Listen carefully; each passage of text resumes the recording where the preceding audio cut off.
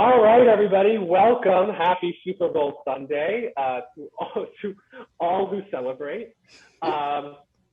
We don't celebrate Super Bowl Sunday, but we celebrate the MCU with their latest trailer for Sam Raimi's Doctor Strange in the Multiverse of Madness, the 28th Marvel Cinematic Universe film.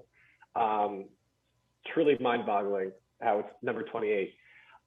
This will be the first 2022 release for the MCU. It, of course, stars Benedict Cumberbatch, Rachel McAdams, Chiwetel Ejiofor, Benedict Wong, and it features new characters such as, I believe America Chavez is going to be in this film. Doctor Strange Supreme from What If is going to be here, and I think a lot of surprises. Of course, we all probably saw the first trailer at the end of No Way Home. What are your thoughts going into this trailer? And Elizabeth Olsen, of course, returns as the Scarlet Witch in our concluding chapter to this little show up here, WandaVision. So this movie has a lot. How are we feeling? What are we looking forward to this trailer? Cautiously optimistic. I'm here for the ride, baby. Yes. I think I'm excited for Sam Raimi to return to the superhero world because I think Spider-Man 2 might be my favorite comic book movie of all time, and I of course love WandaVision. I'm very excited. I'm looking forward to. I hope they don't give too much away plot-wise. I hope it's pretty more sell us on the visuals and maybe the intrigue and the suspense rather than tell us what's going on. But at the same time, No Way Home was such a treat, at least for me. And I think we all enjoyed it, and despite knowing pretty much everything. So, which is a great story. You can find out how it ends before it's told and still enjoy it. So I'm hoping that's the case with this, even if we get a little plotty in the second trailer. We'll find out once we hit play. We'll find out. All right, are we all ready? Yes. Yep. All right, here we go. In 3, 2, 1, press play. Every night, I dream the same dream. Oh, my laptop is so laggy. Then,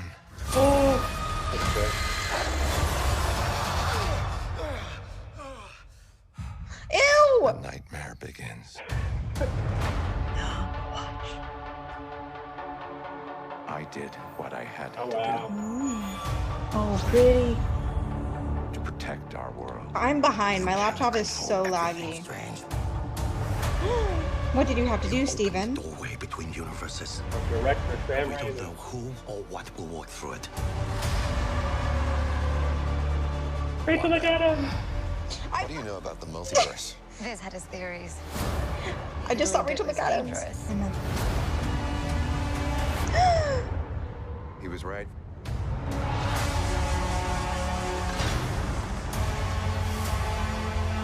I'm sorry, Stephen. Oh, yes. Your desecration of reality Giant ominous cloud. will not go unpunished.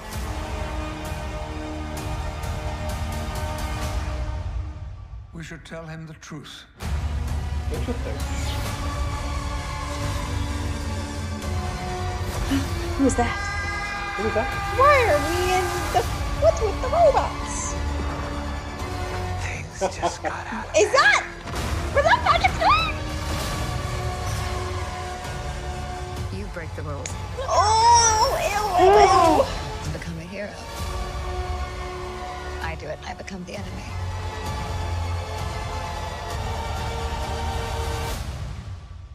That doesn't seem fair. Great line.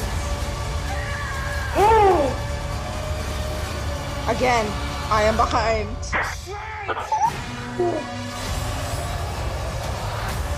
Oh my God. Yes. Oh my God. Oh! Death Oh my Eaters? God. Why does he have so many arms? Oh yeah. Miss Natalia, are you done? Hold on. Yeah. Wow. I hate my Okay, laptop. let's go to Constance, because Constance seems impressed, baby. What do you think? The minute at Comic-Con when they said this is coming, I was on board. I love Doctor Strange. I love this character so much. And so I was like, yes, let's just get it here. And I know a lot of people are excited about Wanda and they think it's really Wanda's movie. And I hope that that's only kind of true. But she looks so good here. The visuals look so good. I'm excited. I don't know the comics very well, so there might be some things here that people who know what, because you've read stuff, you're like, oh, this is this. I don't know, but I'm very excited about it. So I don't care. I don't care that I don't completely see all the Easter eggs right there. I'm fine with this. Natalia, you were behind. I was behind. My laptop is so slow. So again, technological issues befall that. No, it's because I play The Sims and I have too much custom content and I can't do a purge because then I'm too attached to everything. Anyway. Do you think this is helping or just? No. I liked it. It was an action trailer, a whole lot. The little bits that we did get to see of Wanda. Sorry, I know it's not going to be her movie, but like I got to talk about it. Especially with the last shot with the eye and the blood. Oh yeah. Yeah, that was good. Also, the part where I was screaming that this was really gross was when his face was all cubey and it was it looked mushy and I didn't like it. America Chavez was there to say two things and punch air. I hope she does something better. I don't know. Who knows? We'll find out. Isn't she like a teleporter? Is that what she does? I mean, I imagine that, because this will be the first time she's in the film, that she'll power up throughout the narrative and they don't want to show you third act scenes. I just need a yes or no question. What? Does she teleport? Is she a teleporter? I think so. I'm going to look it up. Okay. While he looks it up, I don't want to see any more. Don't show me any more. We're already very invested. If the tickets were on sale right now, I would buy it right now. I am sold, no problem. Yes. I will say we'll probably get one more trailer. I'm not going to watch it because that's usually how it goes. You will one of those minute long trailers. Yeah. Constance will be here to set up the Zoom and then leave for our reaction. I was gonna say she can teleport. You're correct. She can fly and teleport. Sweet. I think they're saving her. I think she'll grow her powers for the third act, and I imagine the third act is like No Way Home. I haven't seen What If, so everyone freaking the hell out about Evil Steven. I don't really care because I haven't seen it, so sorry. There's a lot more Wong, which I truly do enjoy. Chiwetel Ejiofor, I hope he's there to also be a bit more of a dick because the ending of the first Doctor Strange was really good, and I want him to punch up some more people, even though he thinks he's right, but I don't know, moral gray zone, whatever the hell that. Rachel McAdams was there for 0.5 seconds in a little white outfit. And I don't know, was she there again with the little night nurse jumpsuit or no? I know that she is in the first trailer that was at the end of No Way Home when we saw that cathedral the spinning door in the sky. Thing. She's there with America Chavez. She's apparently supposed to be in the movie in a pretty big way, which I love. I love Rachel McAdams. So I'm very happy about that. And that looks like their wedding. It looks like their wedding is gonna be interrupted like a wedding. Hugh McGrath. Yes. I don't know. It looked good. Pretty, I guess. I mean, it's a Doctor Strange movie. I don't know. I mean, I'm gonna watch it no matter what. And yeah, I think the only thing that was I don't know. Did I have any little qualms with it? I don't think so. My laptop was just laggy. So I kept hearing your reactions and I was seeing it too late. Not my fault. My laptop's gonna die. I like that we don't know what the movie's about still. That's always fun. I mean, here's the thing though. We're sold on it either way, so. I mean, they just have to say Marvel Studios May 6th. They don't even have to say what movie it is. They just have to say Marvel and we'll go.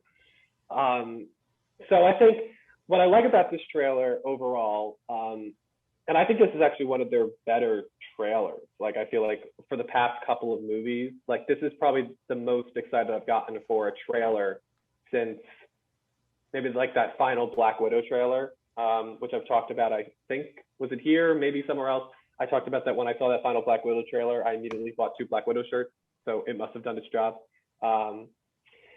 But yeah, I love the visuals. I like how it definitely feels like it's a marriage between Marvel and Sam Raimi, which I really appreciate. I think it's using both of them to their highest capabilities, and I think it's going to create a really special visual experience. Visual effects wise, I think this looks probably like one of their best, especially coming off of, I think, a year of people critiquing Marvel visual effects. I think and I have high hopes for Thor: Love and Thunder.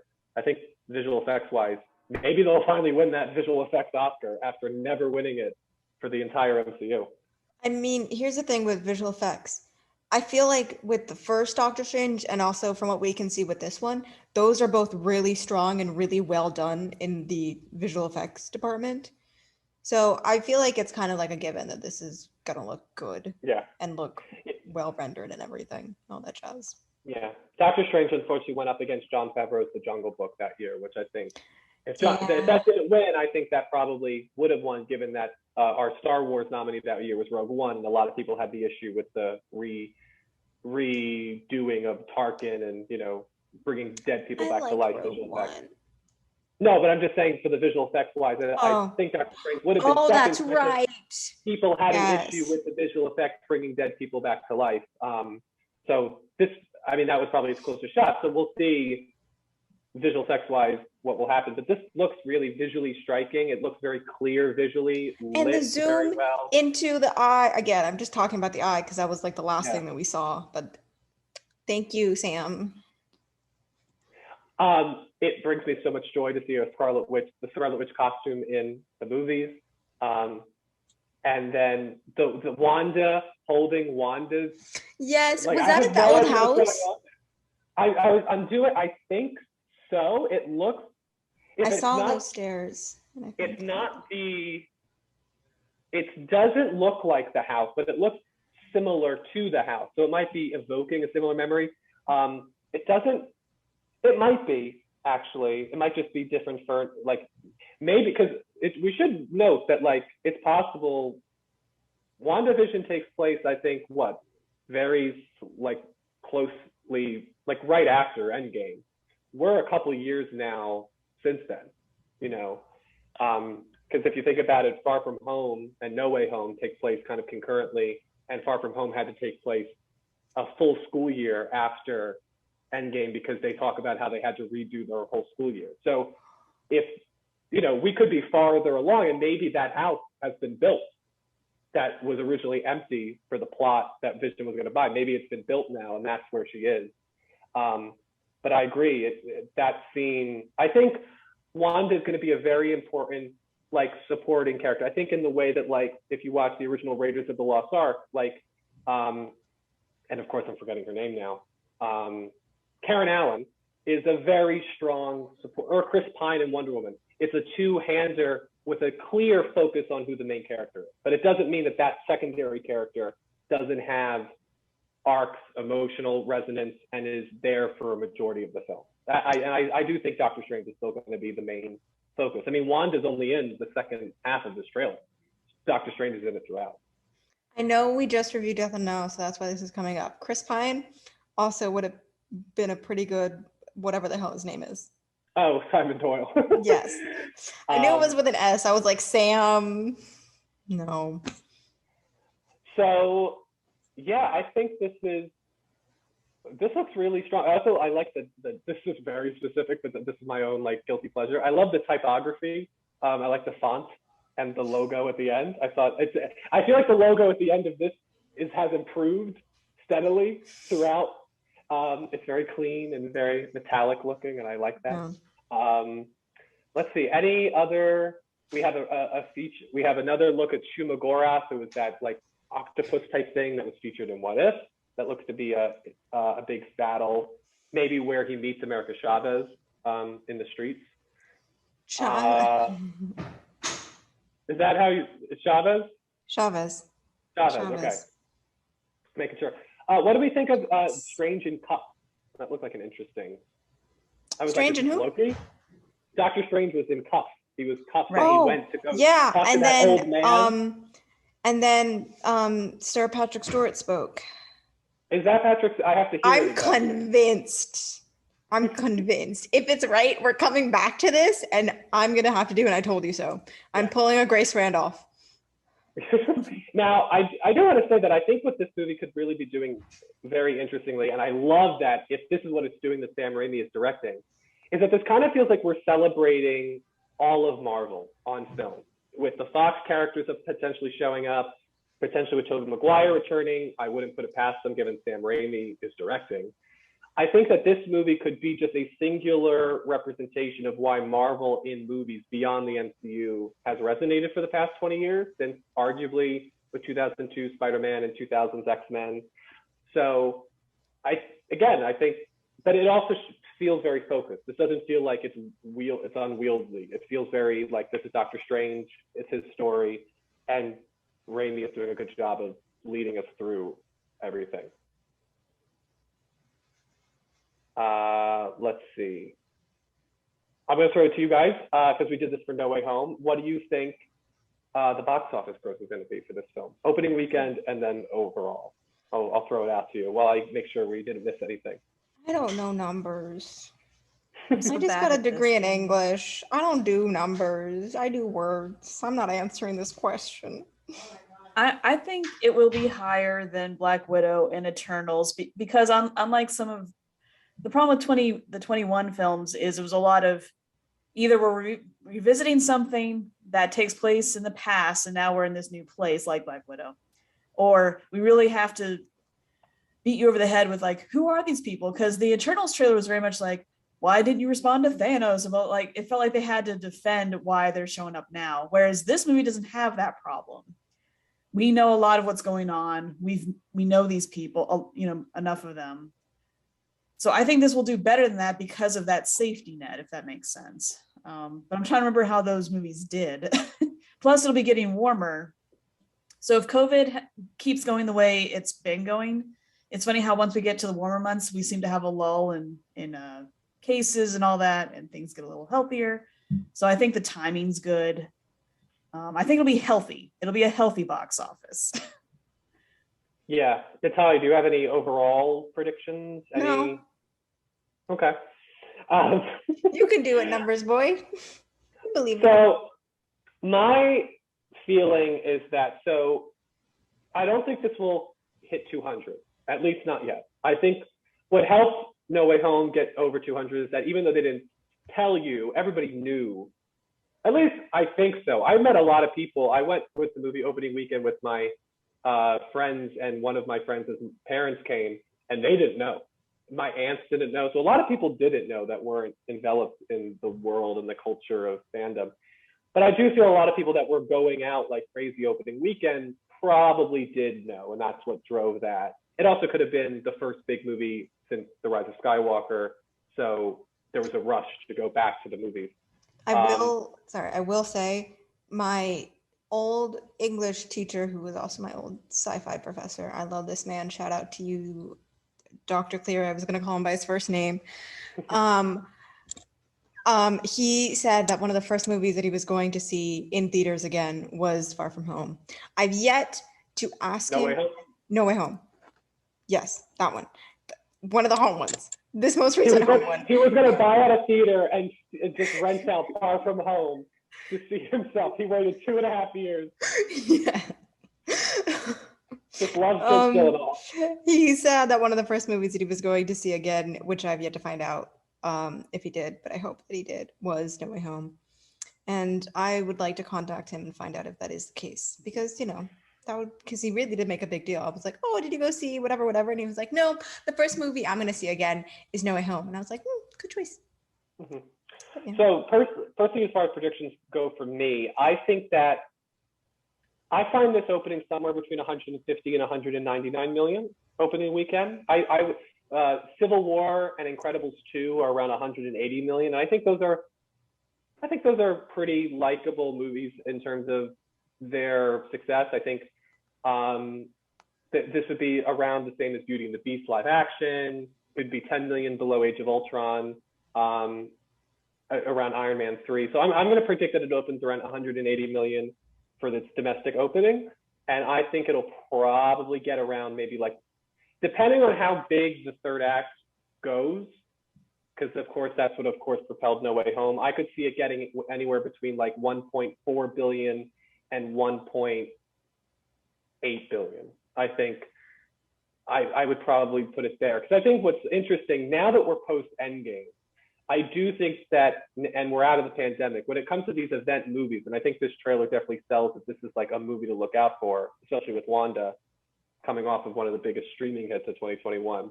I wonder if that's enough, and just people will go, like most people who saw Infinity War and Endgame and made those big movies huge, No Way Home too, if they just go, if it's just instinctual, like we're not going to, like it really is ingrained that you can't miss an episode, and we don't seem to be having those Ant-Man and the Wasp type movies where it's okay, I can skip this one. Like I can't imagine anybody who's been following the big movies is going to skip Doctor Strange 2, which granted came out 6 years ago, the first one. It's been a 6-year wait for the sequel. Do you think it is essential to watch? I mean, I feel like we're going to find this out after we see the movie, but like to watch What If before?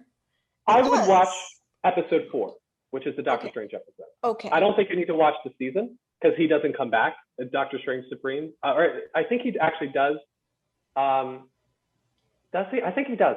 I don't, but I would say if you haven't seen What If, I would just watch that episode. But again, I think we're going to see, and this I think will be the first test. This is of course written also by Michael Waldron, who wrote Loki. This will be the first test of if we introduce major developments in the streaming shows, will the audience be on board? Yeah. Will they do the work to establish what's happened, with WandaVision? I mean, granted, I think WandaVision's pretty okay, because I feel like even if you didn't see that show, you're aware. And also her being the Scarlet Witch, like that's not a big jump. But a lot of the developments in like Loki, I feel that could permeate into the movies. That maybe is something for What If. I think that's going to be really interesting. But as far as getting ready for Doctor Strange Supreme, if you watch the 4th episode, which is the Doctor Strange episode, I think you'd be set. You'd be good. I'll watch it tonight. Thank you. And it's short, so. Yeah, that's good. It's well done. It's the best episode of the show, so they definitely pulled the best influence and inspiration. Going through, there's some cool iconography. I think Constance and I both said ooh when we saw that house at the beginning, which I think had skeletons on the bottom. So I didn't see that. Yeah, it definitely has some yucky horror elements. So of course that's what Scott Derrickson left for, is he wanted to make a horror movie and Marvel wanted to make a Marvel movie. But it seems like Raimi has delivered both. I hope so, because I for one am very sad. I want Scott Derrickson. I was so excited about since they did so much for that political thriller genre for Winter Soldier. I wanted that same care, but like, what if it's Marvel but with horror? That I was just like, oh, I'm sold. I'm sold on that pitch. Great, let's go. Let's do it. So, yeah. We also have a goat man who watches the cloud. If you saw that. Right. Yes. I'm guessing a interesting. Minotaur sort of situation. I was just responding to all the spiraling shots. I love that. It's very Doctor Strange. I love it. So I'm so happy. Yeah. No, I agree. The way the camera moves, I think, heightens the visuals. It doesn't feel like you're being lost in visuals. Let's see. A couple other things we have here. Of course, the return of Chiwetel Ejiofor after his end credit scene from Doctor Strange. That I think a lot of people were like, we're never gonna follow up on this. Do we think that's Patrick Stewart? That voice? I haven't heard it a second. I am convinced. Listen to it. I'd have to listen to it again. So I would go back. Also, it's funny. I don't know if you guys are watching Pam and Tommy, but there's an interesting conversation where. Of course, the two actors, funny enough, Sebastian Stan, is talking about like, this is the same for the two of you. And like Lily James, like, no, it's not. It's completely different for me because I'm a woman. And we kind of get a similar line here with Wanda. That was good. Yeah, I'm interested if they'll explore like the differences between women in power and men in power, and it's doing that using that theme, but in a superhero sense. That could be a really interesting thread that the movie explores too. So yeah, I guess we'll just have to wait for May 6th. Listen to Patrick Stewart. Yes. Oh, and congrats to Rachel McAdams. She gets the "and" credit in usually they put like, which she's the Academy Award nominee for Spotlight, so deserving. Elizabeth Olsen is second credited. So, and it says a Kevin Feige production. I feel like that's new. I feel like we don't usually see that. Right. That's new. It's Marvel Studios presents a Kevin Feige production, a film by Sam Raimi, Benedict Cumberbatch, Doctor Strange in the Multiverse of Madness. So many names. That's new. And Michael Stuhlbarg is returning in the credits. He's the Doctor who was also in Call Me by Your Name. So yeah, I think we're all pretty positive. I think it's clear. After Babylon, this is my second favorite, most anticipated movie of the year. So I'm very excited. So yeah, Natalia, Patrick Stewart. Yes, we'll come back. Did you listen to it? Did you hear him? Listen to it. Yeah, here I will listen to it now. Yes. And then we'll end. Constance, do you want to wrap us out while I check the tape?